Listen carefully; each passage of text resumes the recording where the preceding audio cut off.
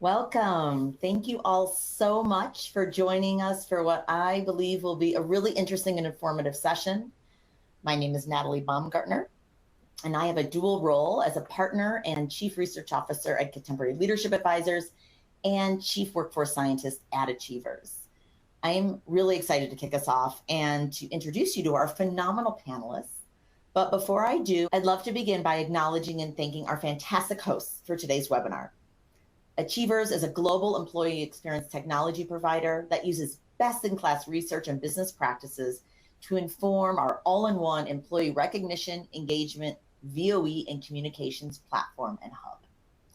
Contemporary Leadership Advisors is a management consulting firm with a team of behavioral scientists and business experts who develop solutions for world-class clients. Services range from organizational and leadership development to culture support, assessments, and executive coaching. And finally, the Institute for Contemporary Leadership is an applied research learning center whose mission is to enable talented executives to evolve as best-in-class leaders and have even more powerful impact inside their organizations and beyond. So thank you to our three fantastic hosts. I am so pleased to be with you all today, facilitating our discussion on a topic that's top of mind for so many leaders: how to empower leadership in this new world of work through the high impact tool of peer learning. Now, with me today, I have a wonderfully experienced and innovative group of panelists who are experts in the arena of leadership and organizational development, HR, and technological innovation across various industries, each with unique and powerful insights and tactics to share with us. So please welcome Jennifer Paylor, Global Talent Innovation and Coaching Thought Leader; Sebastian Jobert, Executive Director of Network Systems Shared Platforms and Services at Verizon; Verita Murrell, Inaugural Director for Talent and Organizational Development at Princeton; and A.B. Jimenez, VP of Human Resources at Simply Self Storage. Now, in the speaker section of your screen, you'll find more background information and contact links for each of our presenters. We're so excited to have you all here to share your experience and wisdom with us. But first, before we get started, I want to acknowledge and thank our fantastic sponsor for today's webinar. So thank you to Circles. Circles is a truly unique virtual platform that helps generate genuine human connection, and it breaks the monotony of those more traditional video conferencing platforms.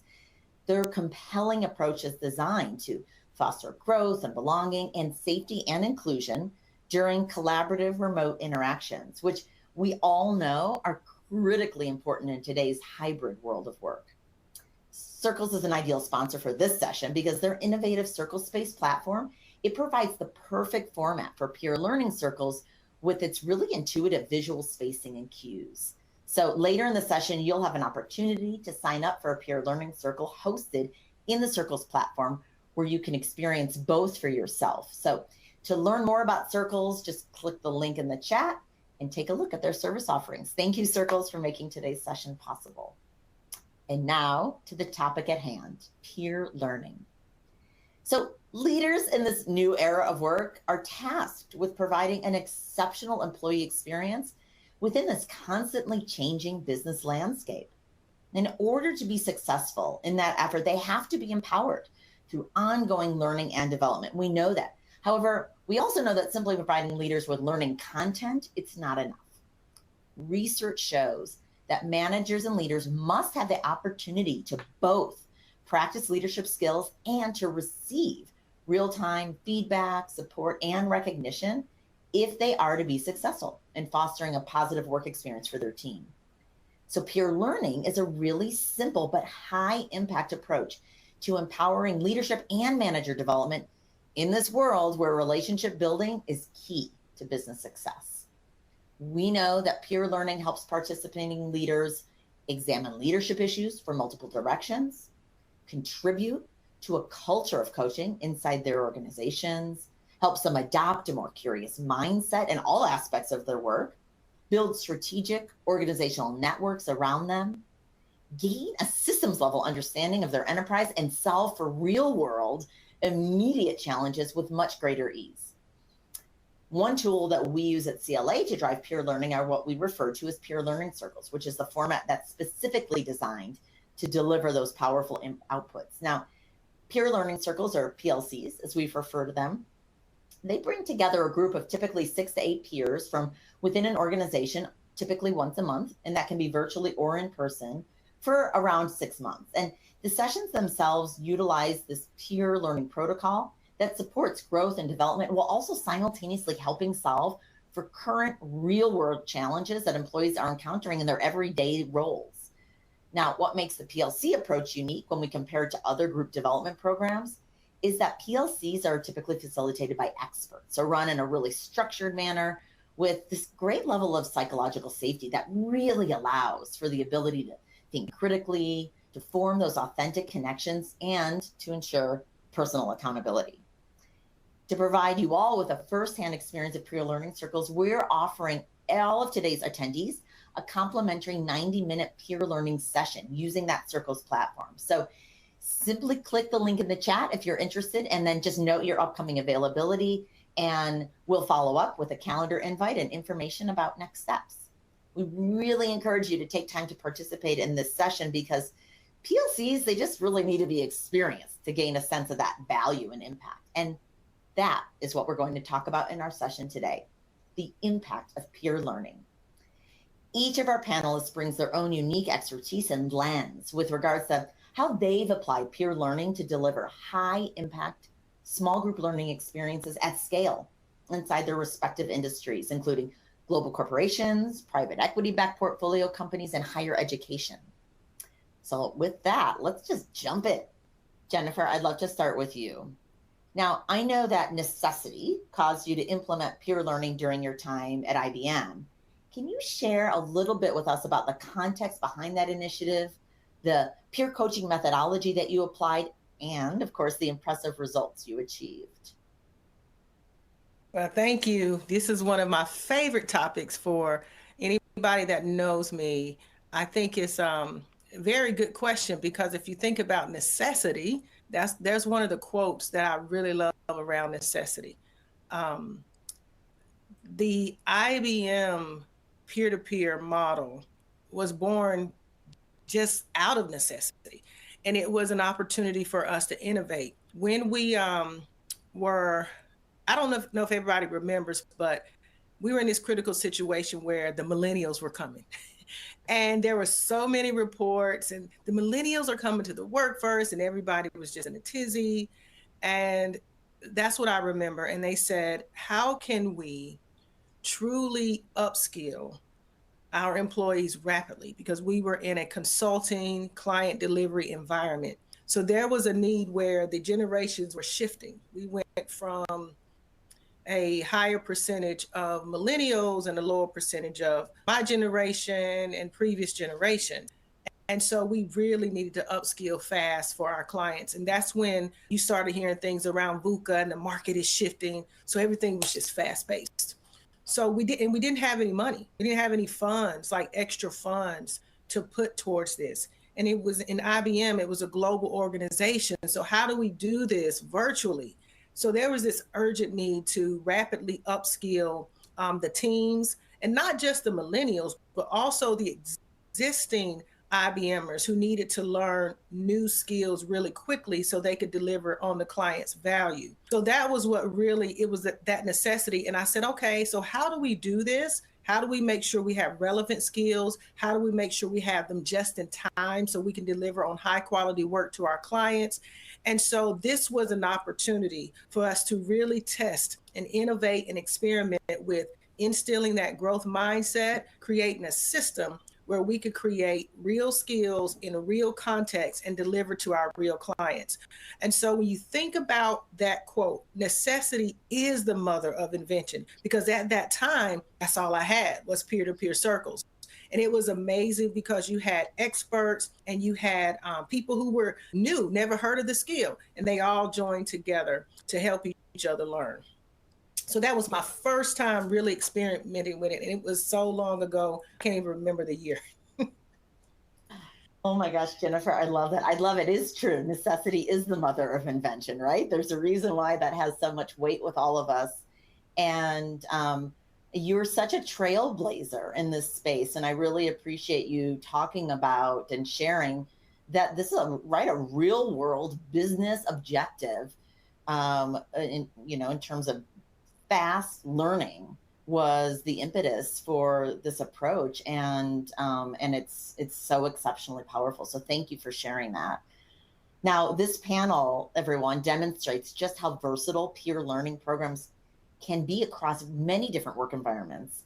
So, Verita, you've designed and run peer learning programs at scale in higher education. Can you weigh in on how you apply peer learning, or what you refer to as exchange communities, in academic institutions like the University of North Carolina and Princeton to help build community? Thank you for the invitation to be a part of this. Like Jennifer, I am very excited to talk about this subject and about how peer learning has been a really powerful tool for higher ed, for University of North Carolina, and now at Princeton University. So I've worked my entire career almost in higher ed, and have seen the power of peer learning, especially starting with the University of North Carolina at Chapel Hill, because it is a really large institution, and it's not always easy to make the university feel like a community, but we do, or at least at my time at UNC, we did talk about the importance and the value of community. And so one way to really drive that point home about community was to learn from one another and finding different ways to learn from one another. I served in an enterprise-wide role at UNC as the head of organization and talent development. And we had at that time a number of programs, cohort-based programs around management, around leadership. And we also had a suite of classes that we offered virtually and in person. And one of the things that we found that was a really important driver of sustaining learning outcomes from those experiences, whether shared experience or one-off classroom experiences, is to bring people together to discuss what they've learned and to discuss application of what they've learned. So at UNC, we referred to the model as conversation circles. And we built conversation circles off a practice from Christina Baldwin called Calling the Circle. And in a circle, that was part of the format, we would bring people together around a shared experience. So we started with managers conversation circles, and then we had diversity and inclusion conversation circles. But starting with the managers conversation circle, we had a model of bringing people together to sit in a circle, not with tables, but just their chairs in a circle, recognizing that the circle as a symbol represented no hierarchy. So in the circle, no matter what level of manager you were, in that circle, there was no hierarchy. So you learn from each other, and you have this shared symbol that you're always in, that there's equality in this space. So whether you've been a manager of people for 6 months or 16 years, it didn't matter. In that space, we recognized that we could all learn from one another. So in those spaces, managers would share best practices, they would share challenges, they would engage in group coaching, and they would also build community. And because of the size, going back to the size of UNC Chapel Hill, not everyone knew one another. And some people might go for a long time without meeting someone from a different department. And so bringing people together across departments, across divisions, across schools even, gave an opportunity to really build community and learn from one another. And that learning from one another helped it helped build community in a way that wasn't cold networking. And some people are turned off by the word networking, but in this space, they really learned about one another, and they got to know one another a bit better. And we had also a model of meeting once a month for 6 months or an hour and a half, and inviting people to keep coming back, no matter how difficult or challenging the conversation. We invited them to do that. And in that instance, they built community. And then I'll wrap it up by saying we did engage a layer of team dynamics or group dynamics, knowing that the more time people spend together, the more open they become, they lower their masks. And so we would close the circle at 15 people, and we wouldn't bring new people in, because each time the group would meet, they would strengthen their connection, they would strengthen their bonds, and to introduce someone new into an already existing group, the cycle would start all over again, and they would go back to this earlier form of not really knowing each other as well. So we closed the circle and made sure that for that 6 months, only the people who had signed up would be a part of that. And they also came up with their own group agreements and how they would govern themselves so that everyone understood what it meant to be a part of the group. And we found that the conversation circles did do exactly what we had hoped, and that is to help them strengthen the learning outcomes from their cohort-based programs or classroom-based programs, and they were able to improve their level of application of what they were learning and build community along the way. So those are some of the things that we've seen as a power of conversation at UNC, and we now have that as exchange communities as Princeton, both with leadership and with diversity, equity, and inclusion. Oh, thank you so much, Verita.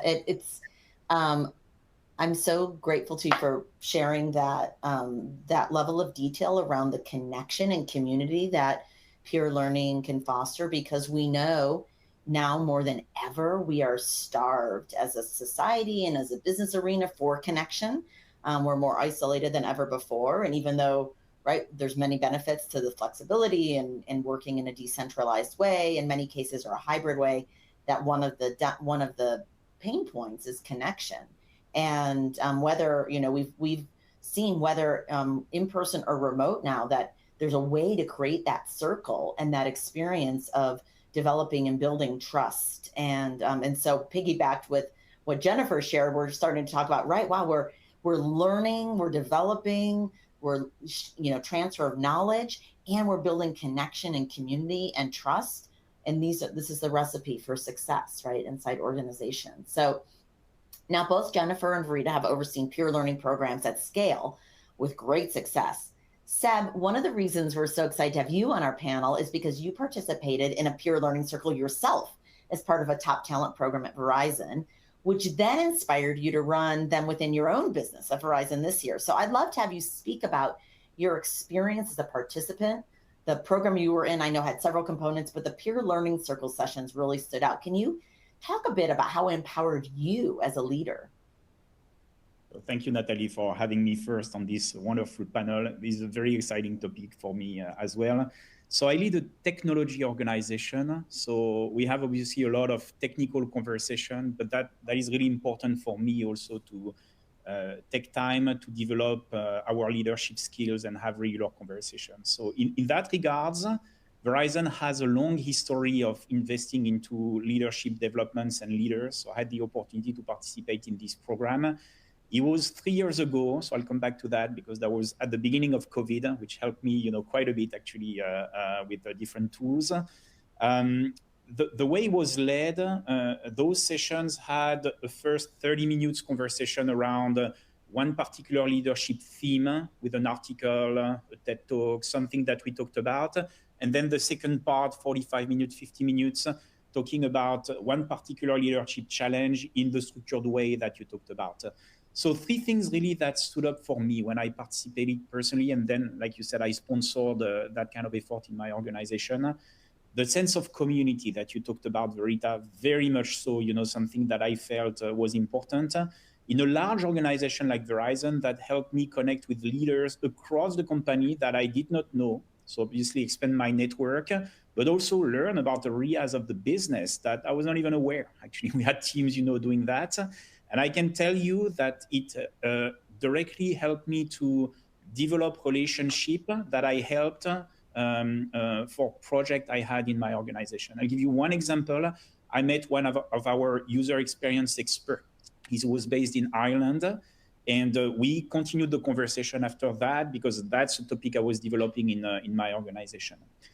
What I loved a lot is talking about leadership challenge that we experience while taking the time to reframe the problem before jumping into solutions. And that's really helping us to be more like coaches. And then, I'll talk about that later, to relay also to our leaders in our organization and coach them to be better coaches.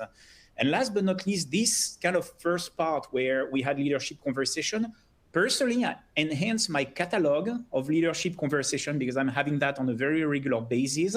So I had new podcasts, articles, things that I could use and that I am using on a regular basis to develop similar conversation with my leaders in the organization. The biggest takeaway I think I had in those sessions is that it made me realize that there is an untapped network of leaders that I could leverage and that are having very similar challenges. When we went, all of us, through those conversations, what is the leadership challenge that you're facing? Actually, I could reflect, listening to other leaders. I faced the same problem, and people told me the same when that was my turn. So just the realization that instead of solving the problem on your own, which you see many leaders, do that, realize that actually you have a network, you can get a second opinion, a different perspective, maybe identify options that you are not aware before, and just build this habit of, it's not necessarily asking for help. People are afraid about that, but just leverage other people. That's actually a tip that I usually give to my leader. Don't underestimate the power of asking for help and connecting with the teams. Because when you would go and ask somebody, first it's very positive. People feel value when you come to them, and ask for help. They usually don't say no, they're going to help you. So that's something that I felt, was a very good part of the learning, and later on that I could apply also to develop the leaders in my organization. And last but not least, like I said, the program was kicked off actually in June 2020, 3 months after COVID, started to hit. That was very interesting because it was led fully virtual, obviously. I felt it gave me some tools, me and other leaders, to develop ourselves and adapt in this new hybrid environment or partially virtual environment. That was at the beginning, but I think it gave some keys. I fully reflect on what Jennifer and Verita were talking about, where you kind of create a sense of connection. And these days is more important than ever, I think, to have those tools and make sure that between leaders and with our teams, we have this muscle of cultivating those peer circles. So that was a good experience. Thank you so much, Seb. And I couldn't agree more. This connecting not only within your own world or your own part of the business, but connecting across the organization. And that means, functionally, geographically, by level. There's more and more research coming out about how that network connection, the extent to which it exists across organizations, is a huge predictor of success for individuals and businesses. And I love that you really spoke to that shared learning that you experienced firsthand that can help you solve problems and, enhance your performance as a leader, and how valuable it is to have this resource to be able to learn from other leaders to really be empowered. So thank you for that. Now, Amy, in our work with your high-performing field staff at Simply Self Storage, we were really struck by the fact that virtually all of the folks we talked to had established informal ways of learning from and then sharing leadership best practices with each other. So can you talk a bit about the unique nature of the field role at Simply Self Storage, why peer learning has been such a critical tool, and how it's helped to reduce attrition? Yeah, absolutely. Like all the other panelists have said, Natalie, communication and connection is key, especially when you're working in an environment where you have stores in multiple states and we have team members at locations that may be working there by themselves or with a limited other member of employees there. How do we foster these connections, particularly in the onboarding process, which I'm proud to share kind of some best practices from our team here. We are so blessed to have a fantastic learning and development team that, of course, develops these training strategies and content. But what really makes their training impactful is that we have field trainers at our store locations. So from the beginning of a team member's career with Simply, they are introduced to these learning concepts that are critical to their success through establishing strong peer relationships and connections. Also, how we've kind of enhanced this is we created a new onboarding plan where we have multiple leadership checkpoints throughout the first 30 days and beyond with our team. And this has really been impactful with our new team members as well, because they're then encouraged to build those relationships with the field, but also with our leadership at our corporate office. So what we have as a result of these efforts is an extensive network of organic peer relationships where team members can reach out to each other freely with questions and feedback. And smaller or mid-sized organizations like ours sometimes don't always have the resources that larger organizations do. So there's simple things that you can do, such as team members creating group chats, setting up shared resource sites, having even just like text chat. That makes a difference, particularly when you have in-field training to kind of reinforce those learning points, reinforce those relationships from the beginning, to have that with their team members in the field and at all levels of the organization. So far, this style has really resonated well with our new hires and has become a key component of our retention plan to reduce attrition. We've definitely seen the results. It's been very successful. And I'm grateful for discussions like this to continuously look for additional opportunities for myself and others to continue to evolve our peer learning strategy. Oh, yes, I agreed. It's so wonderful for us to share these best practices. And you've illustrated so beautifully how we can think of peer learning as almost like an accordion opportunity. We can do it in these bite-sized ways and much more comprehensive formats. And I think it's, you've really, also illustrated just how relatively easy it is to bring people together to accomplish peer learning. And then it just, it sort of builds upon itself because it's such a, it's such a positive experience typically. So thanks so much, Amy. Now, Jennifer, I'm going to come back to you. You've shared with us before when we've chatted that peer learning is a learning delivery mechanism that you've seen applied to solve for all sorts of learning challenges. Can you, in just a couple of minutes, share some of the different use cases for which you successfully use peer learning to address some of those challenges and to empower your leaders? Yes, I use it all of the time. Now that I have, really tested it through short term, long term, all types of business challenges, I use it all the time. There's no place I don't use it. So I'll give you all some places where I've used it and tested ad nauseum, like hundreds and hundreds of thousands of people. And then I'll also share a quick story. So some of the learning challenges where I find it almost always works is when you're trying to do rapid upskilling. We talked about that earlier. Also, when you're trying to do soft skills development, whether it's in leadership, just like Seb was saying, soft skills development, even around communication. Right now, there is a huge push around how do we tell better stories using data. Some of those soft skills are challenging to develop, but when you pull leaders or non-leaders together, they can work on that together. The onboarding that she talked about, that is very something that I use when it comes to a learning challenge. Leadership development when it comes to building that pipeline of leaders. And you really want to create a culture of leadership, and you want to put it in the fabric of your organization. So if you're looking at the succession planning, the DNA of your culture of your leadership, it really helps there. Some of the business challenges that I've actually attached the peer learning to is how does a company and their talent stay relevant in the market?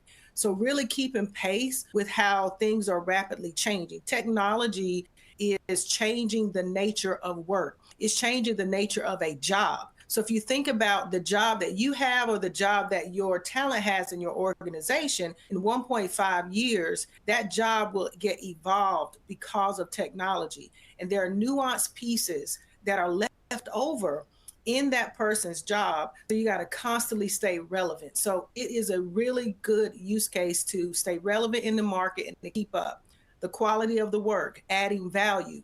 If you would like to increase your performance at the individual level or at the team level and at the organizational level, How do you use peer circles to increase the value that you're providing to your clients?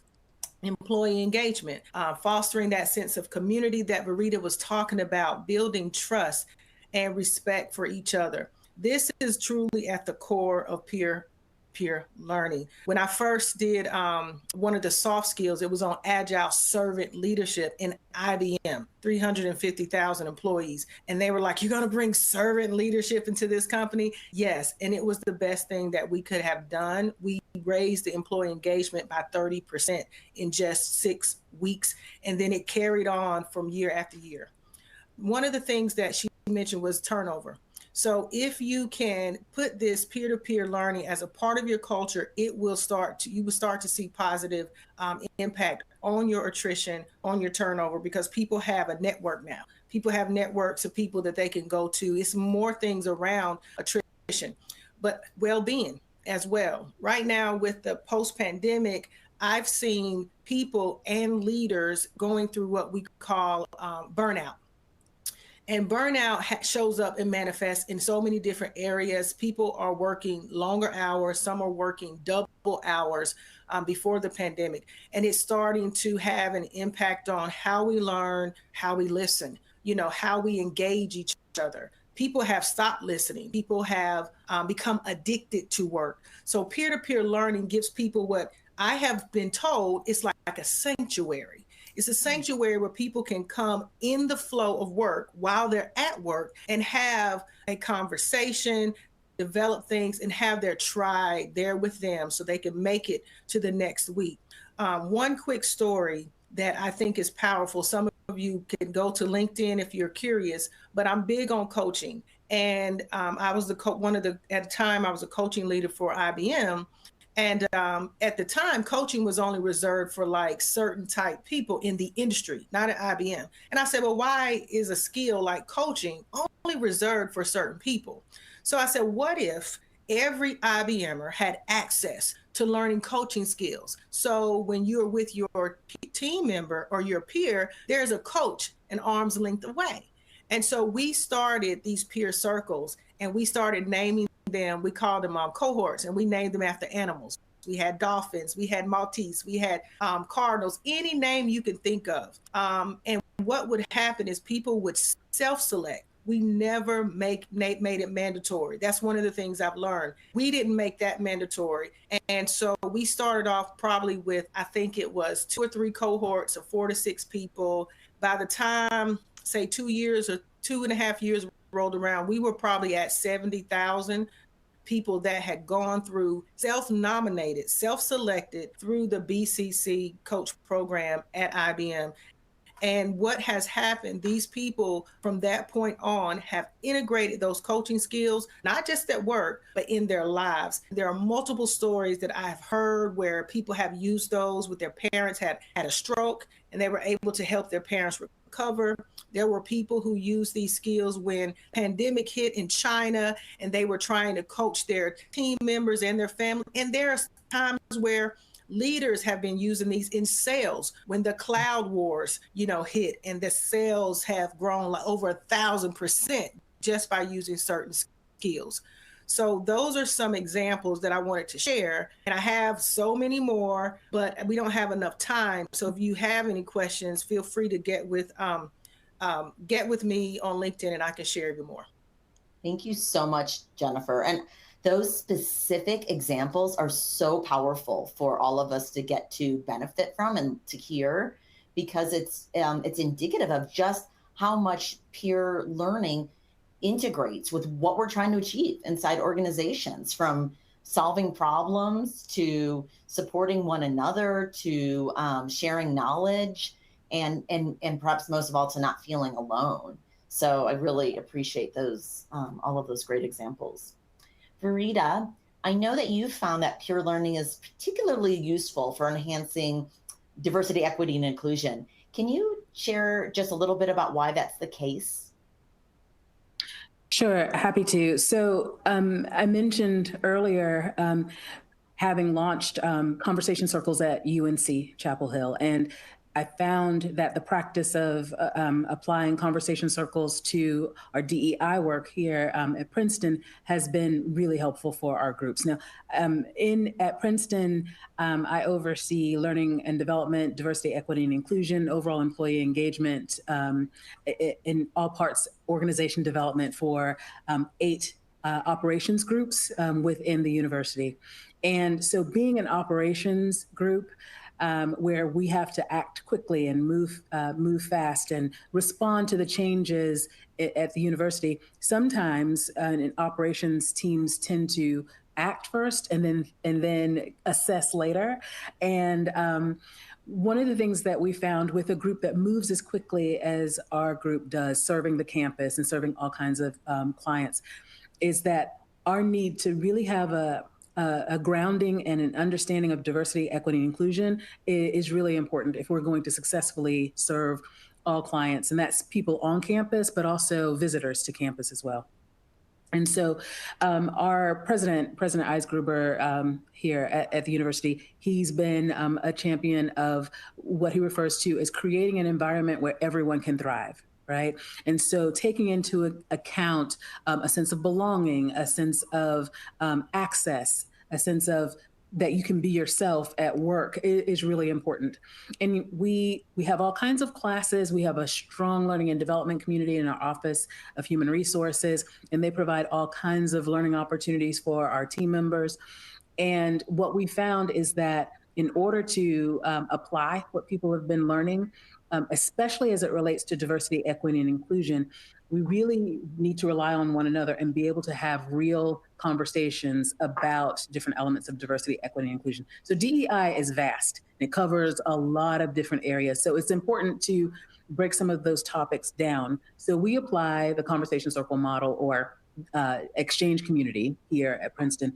And we have our ground rules, just like we did at UNC with the conversation circles, where we meet once a month for 6 months, small groups, no more than 15 people.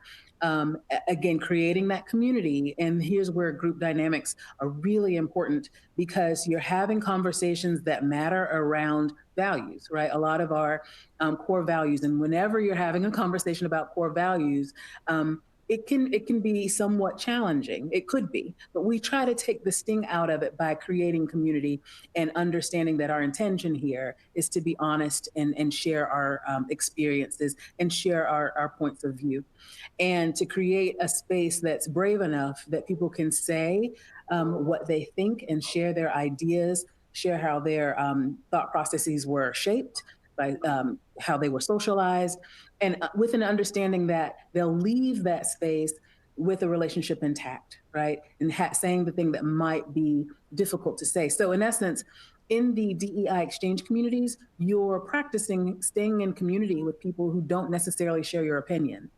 And we don't always get that practice. It's easy, especially with social media, to throw out a lightning bolt and then log off. You don't have to see what you created. You don't have to see the backlash or who embraces what you have to say. In this intentional space, you might say the hard thing, but then you also have to practice active listening. You have to be able to support your idea. And we draw a fine line between sharing differences of opinion and arguing. Arguing, we say, doesn't get you anywhere, but expressing different points of view with intention, that does lead to something. And so staying in conversation, continuing to come back, knowing that you've made a commitment, and we do actively tell them to make a commitment, and we want to see a commitment to being in this. And it's been really helpful. When we've concluded our 6 months, we've had people who will say, can I sign up again? I'd like to go through this again. Yeah. And we try to encourage a new community each time, but we recognize that people are getting a great deal out of this. And we've also found success with this model because we were in the middle of a 6-month process when we all had to leave campus. And so we developed that community, or kept the community going, through Zoom. I don't recommend creating the community through Zoom, but I think an already established community continuing through Zoom is helpful because the foundation is already there and it's sound. And it really does lend itself to our practice of a sense of belonging and a sense of being able to tell the truth and to have meaningful conversations around DE&I. And with that, we've been doing this work since the summer of 2015, and we continue to do it. And it's been helpful. Yeah, and you're right. And I mean, inclusion, we could speak for hours about all, unpacking the experience of inclusion and the experience of belonging at work. And we know that our leaders need to be really empowered. And when I say empowered, we mean give them the resources, right? Give them the scaffolding and the structure and the guidance and the safe container to practice the skills of inclusion so that they can model it for the rest of the organization. And so it's, I think, a great illustration of how peer learning can be so instrumental in the effort to build true, safe, supportive inclusion inside organizations. So thank you, Farida. Now, Amy, switching gears just a bit, you've utilized several different approaches to create peer connection, including formal recognition solutions. Can you tell us a bit about how peer learning and recognition have complemented each other in your experience? Yeah, absolutely. Recognition is so important to our overall employee engagement strategy.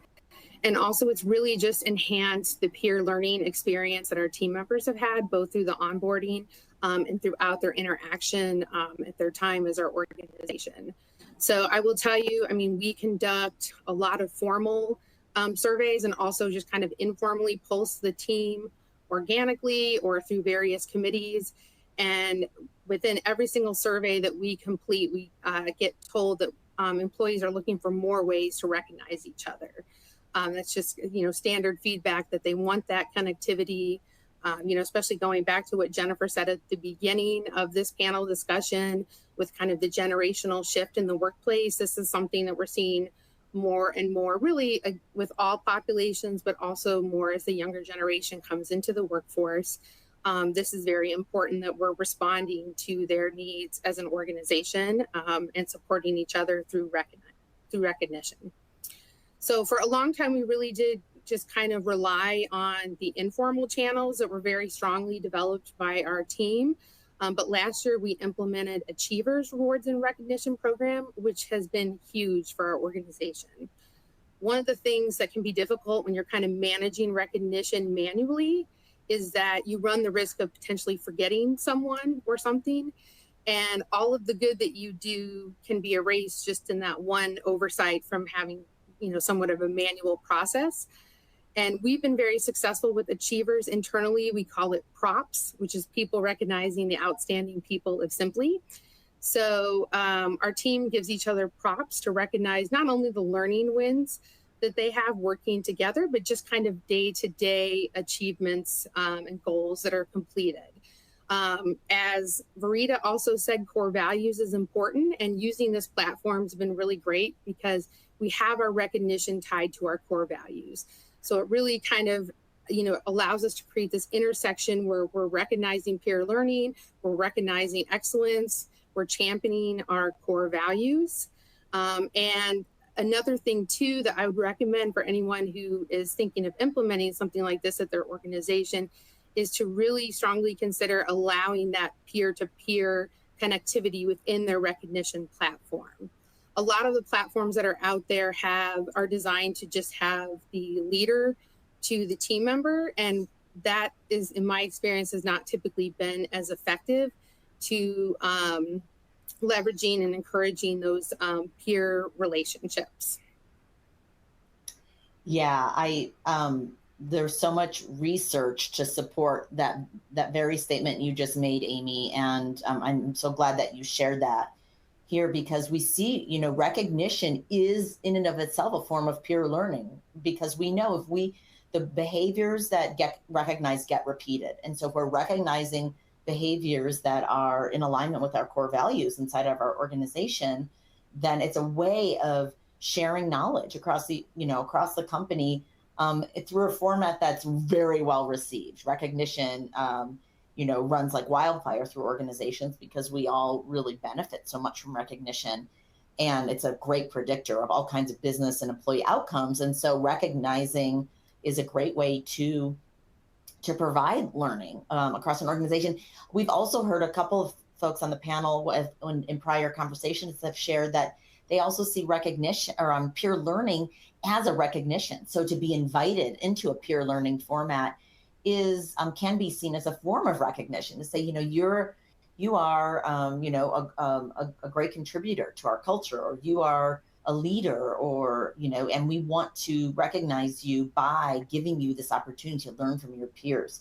So I think recognition is really a critical part of peer learning. Thanks, Amy.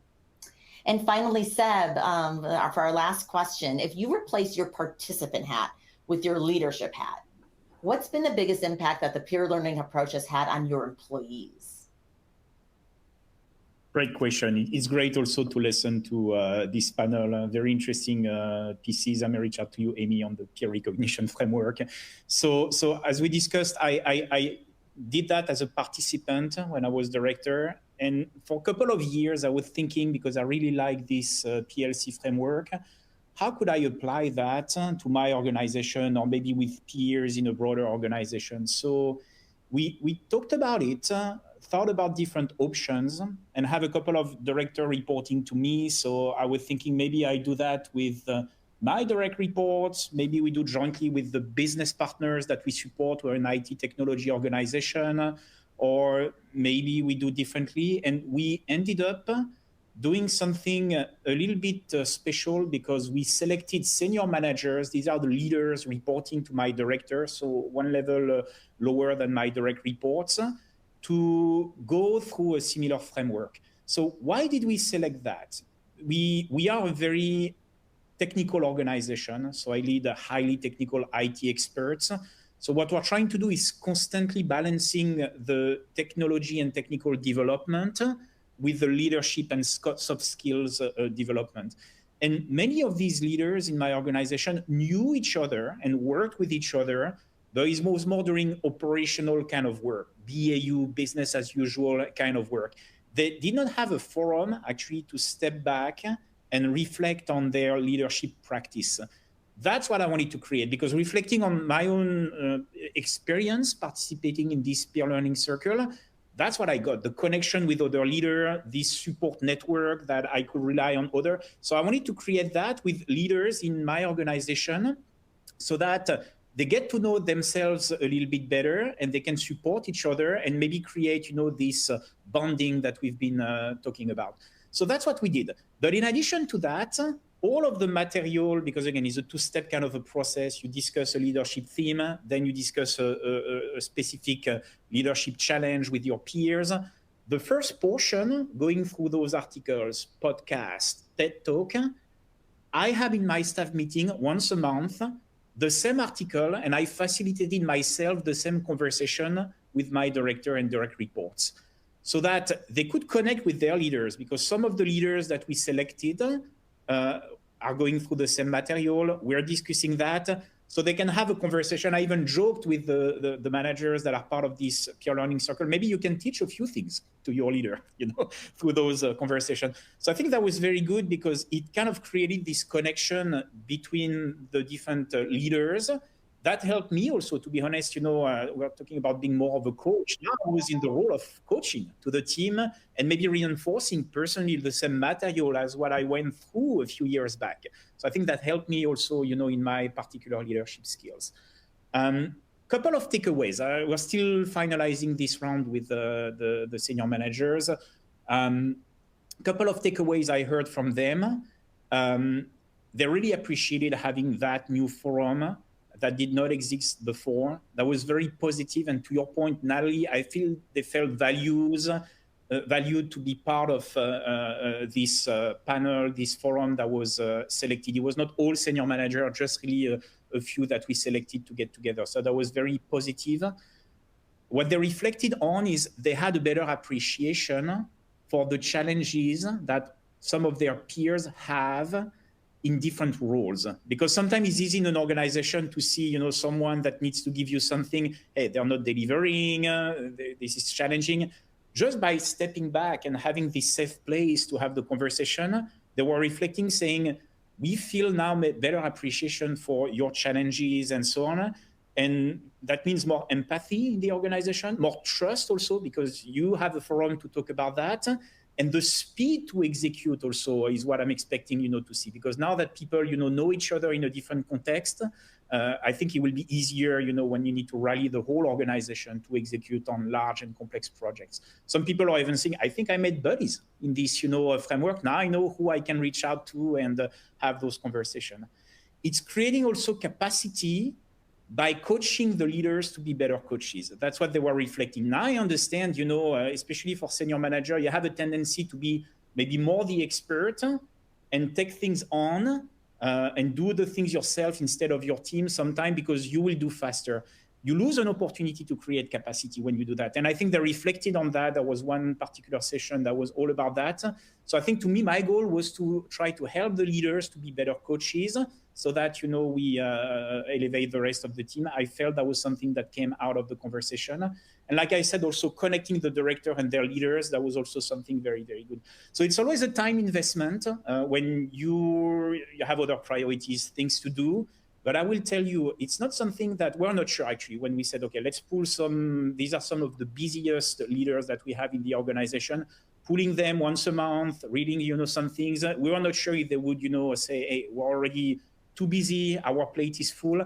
Not at all, actually. It was very much appreciated. And I think we're having this kind of healthy balance between executing on the priorities and carving out time to be better leaders, all of us, that I think is very successful. To the point that now I was reflecting on what you were saying, Jennifer, on storytelling. I'm kind of following the same framework myself with my leader to have sessions on how we do storytelling a little bit better. I feel I have the tool and the framework now to also lead those conversations. And now my leader also saying, okay, let us do the same with our leaders. So I think we're creating something that is beyond just those couple of sessions that we have. So leadership is contagious. I think if you do things correctly. Yeah, couldn't agree more, Seb. And I love you've shared that experience of both as a participant and then as a leader of leaders. We've had some questions in the chat about leader versus manager. And, you know, we tend to think at CLA and Achievers, we think of, all people who oversee people as leaders, because that's really the job of someone in the role above other humans, is to lead, is to try to emulate what it is we want others to demonstrate in the workplace. And so this is such a powerful tool for leaders to experience and then to share with their team. So thank you all for the powerful stories, the candid experiences, and this host of real world tactics that you shared. There have been lots and lots of conversation in the chat and in the Q&A, thanking all of you for being so specific. And it's been very powerful for our attendees. And we know that all of these skills can be put in place to foster more resilient, empowered, high-performing leaders through peer learning. Now, we only have a couple of minutes left, so I'm going to try to take maybe one or two at the most questions, probably from our Q&A list.